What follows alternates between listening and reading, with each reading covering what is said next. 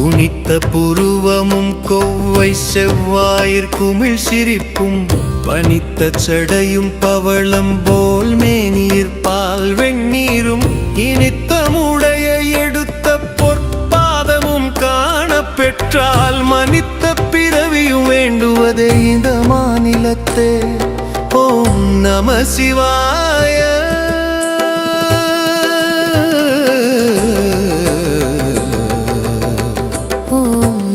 சிவாய என் உயிரே உள்ளம் முழுதும் நீயே இறையே அண்ணாமலையே அருள்மழையே ஆதியும் அந்தமும் நீயே சிவாயே.